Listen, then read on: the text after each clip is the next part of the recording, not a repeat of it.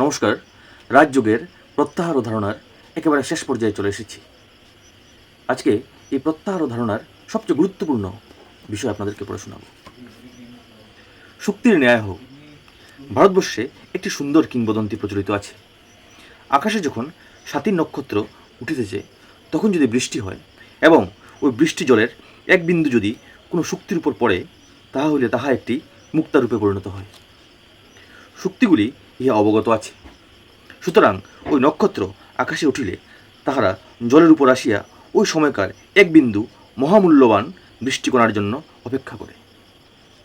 যেই এক বিন্দু বৃষ্টি উহার উপর পড়ে, অমনি ওই জলকণা নিজের ভিতরে লইয়া শক্তি মুখ বন্ধ করিয়া দেয় এবং একেবারে সমুদ্রের নিচে লইয়া যায়। সেখানে সহিষ্ণুতা সহকারে বৃষ্টিবিন্দুকে মুক্ত পরিণত করিবার সাধনায় মগ্ন হয়। আমাদেরও ঐরূপ করিতে হইবে। প্রথমে শুনিতে হইবে, পরে বুঝিতে হইবে। পরিশেষে বহির্জগতের প্রভাব ও সর্বপ্রকার বিক্ষেপের কারণ হইতে দূরে থাকিয়া আমাদের অন্তর্নিহিত সত্যকে বিকাশ করিবার জন্য যত্নবান হইতে হইবে। শুধু নূতনত্বের জন্য একটি ভাব গ্রহণ করিয়া আরেকটি নূতন ভাব পাইলে উহা ছাড়িয়া দেওয়া, এরূপ বারংবার অভ্যাস করিলে আমাদের শক্তি বৃথা ক্ষয় হইয়া যাইবে। সাধনকালে এইরূপ বিপদের আশঙ্কা আছে। একটি ভাব গ্রহণ করো, সেইটি লইয়াই সাধনা করো। উহার শেষ পর্যন্ত দেখো, উহার শেষ না দেখিয়া ছাড়িও না। যিনি একটি ভাব লইয়া পাগল হইয়া যাইতে পারেন, তিনি সত্যের আলো দেখিতে পান। যাহারা এখানে একটু ওখানে একটু আস্বাদ করিয়া বেড়ান, তাহারা কখনোই কোনো বস্তু লাভ করিতে পারেন না। কিছুক্ষণের জন্য তাহাদের স্নায়ু একটু উত্তেজিত হইতে পারে, কিন্তু ওইখানেই শেষ। তাহারা চিরকাল প্রকৃতির দাস হইয়া থাকিবে, কখনোই ইন্দ্রিয়কে অতিক্রম করিতে পারিবে না। যাহারা যথার্থ যোগী হইতে ইচ্ছা করেন, তাহাদিগকে এরূপ প্রত্যেক বিষয় একটু একটু করিয়া আস্বাদ করার ভাব একেবারে ত্যাগ করিতে হইবে। একটি ভাব লইয়া উহাকেই জীবনের একমাত্র ব্রত করো। শয়নে স্বপনে জাগরণে সর্বদা উহাই চিন্তা করিতে থাকো। ওই ভাব অনুযায়ী জীবনযাপন করো। তোমার মস্তিষ্ক, স্নায়ু, পেশি, শরীরের প্রতিটি অঙ্গ ওইভাবে পূর্ণ হইয়া যাক। অন্য সমুদ্র চিন্তা দূরে থাকুক।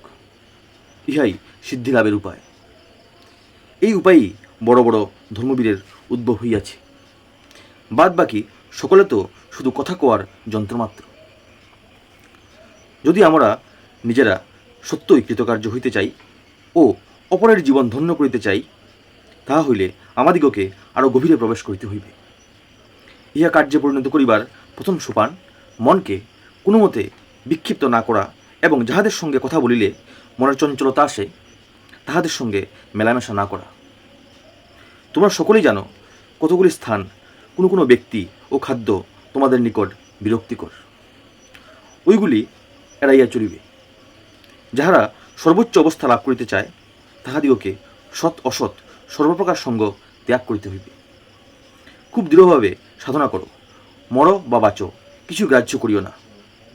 ফলাফলের দিকে লক্ষ্য না করিয়া সাধন সমুদ্রে ঝাঁপ দিতে হইবে। যদি খুব নির্ভীক হও, তবে 6 মাসের মধ্যেই তুমি একজন সিদ্ধ যোগী হইতে পারিবে। কিন্তু যাহারা অল্প স্বল্প সাধনা করে সব বিষয়েই একটু আধটু চাখে, তাহারা কোনোই উন্নতি করিতে পারিবে না। কেবল উপদেশ শুনিলে কোনো ফল হয় না। যাহারা তমগুণে পূর্ণ, অজ্ঞান ও অলস, তাহাদের মন কোনো একটি বিষয়ে কখনো স্থির হয় না। যাহারা একটু আমাদের জন্য কোনো কিছু চায়, তাহাদের পক্ষে ধর্ম ও দর্শন চিত্ত বিনোদনের উপাদান। ইহারা সাধনে অধ্যাবসায়হীন। তাহারা ধর্মকথা শুনিয়া মনে করে, বাহ, এত বেশ, তারপর বাড়ি গিয়া সব ভুলিয়া যায়। সাফল্য লাভ করিতে হইলে প্রবল অধ্যাবসায়, প্রচণ্ড ইচ্ছাশক্তি থাকা চাই।